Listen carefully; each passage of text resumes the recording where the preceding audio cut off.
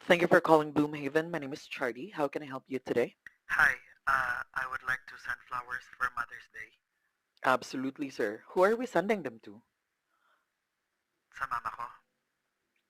And what kind of flowers does she like? Actually, wala siyang paborito. Sabi niya, ang bulaklak hindi nakakabusog. Pero gusto ko pa rin magpadala. Not because she wanted it, but because I needed to. I just needed to feel like I'm sending something somewhere. Somewhere na she might still exist. Alam mo, I just hope heaven had visiting hours, no? Minsan, the gestures isn't for them. It's for the part of us that still needs to let go. How about red roses, sir? Sige, I'll take it. And what would you like the card to say? Happy Mother's Day, ma! Yun lang.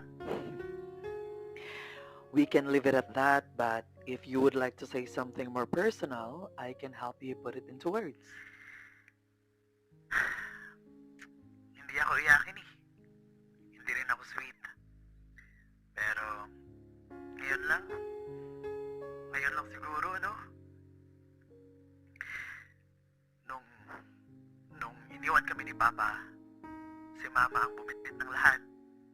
At kahit halos hindi na siya makatayo sa pagod, hindi ko siya narinig na nagreklamo. Labandera siya. Araw-araw dala niya yung patya at labada ng ibang tao kahit sariling labada namin huli sa pila.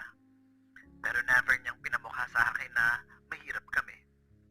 One time, may lagnat ako.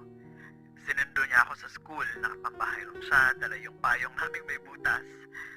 Pagkakita sa kanya ng kaklase ko, sabi niya, "Uy, siya yung labandera sa kabilang bahay, di ba? Nanay mo?" Before I could say anything, Mama stepped in. Hindi ko makakalimutan nung sinabi niyang, hindi, inutusan lang ako ng amo kong sunduin siya. Pag-uwi namin, tahimik lang kami.